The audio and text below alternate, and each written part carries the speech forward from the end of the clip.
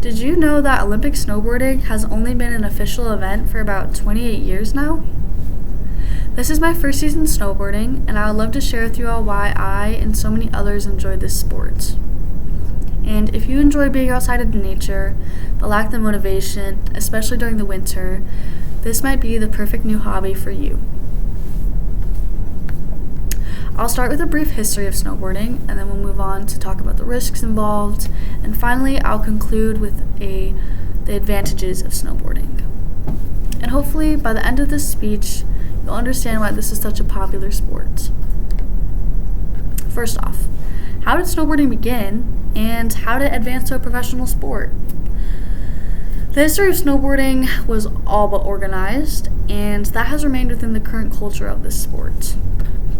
According to A Brief History of Snowboarding, written by Max Ufberg in 2022, Vern Wicklund was the initial founder of the idea of sliding down a hill on a singular board. But Sherman Poppin was the first to profit off this concept with his product, the Snurfer. However, snowboarding didn't truly kick off until the invention of the winter stick, created by Dmitrij Milovic. Up until about the 1990s, ski resorts did not allow snowboarders since they endangered skiers, as skiers believed that snowboarders had lack of control over their speed and movement and were a danger to themselves as well as everyone else around them. Skiers were also threatened by the attire of snowboarders, which was inspired by street and skatewear of the time, and was contrast to the tight and neutral-toned ski attire. Throughout the 90s, snowboarding became exponentially popular and was allowed into resorts finally. Pioneers such as Jake Burton Carpenter and Tim Sims helped revolutionize this sport, creating tricks and styles of riding, creating brands and merchandise.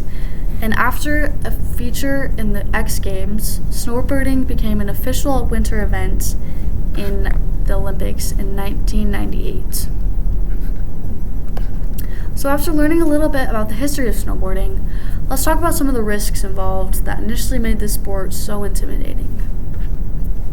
Although snowboarding appears smooth and effortless, there are quite a few risks, especially when starting out.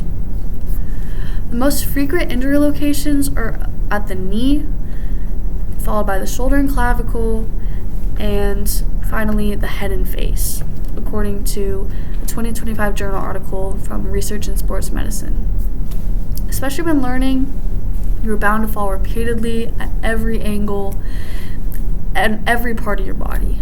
In fact, in Asia, they actually make stuffed animals for learners to wear as protection around their waists to ease the break. The first true snowboard was made with nylon straps to secure your feet, and technology has significantly increased over the past few decades to enhance the safety of this sport. Some examples include linings in snowboard boots to secure feet in place, to lessen the chance of a sprain or a break, and as well as bindings which are screwed onto the boards to secure you to your board. So now that we've established the worst that can happen when you go snowboarding, let's finally talk about why so many people choose this winter sport. Aside from it being one of the few winter sports, there are some other appeals that draw people to snowboarding. First off, this sport helps you get exercise, which is especially beneficial in the winter. Regardless of the amount of time you spend practicing, you are bound to be sore. Learning the sport challenges your stamina and your pain tolerance and helps you push yourself. This is good even outside of its sports context, including academics and overall life. According to a 2022 article from the Journal of Science and Medicine in Sports, people who regularly ski or snowboard are found to have better balance and less risk of falling as they age. So by practicing this sport, you're just looking out for your older self. Both snowboarding attire and ways of riding allow riders to express their unique style and individuality. After all, the foundation of the sport is innovation and self-expression and continues to be the backbone of snowboarding culture today. In short, snowboarding can be beneficial in several ways, primarily through the improvement of mental and bodily health.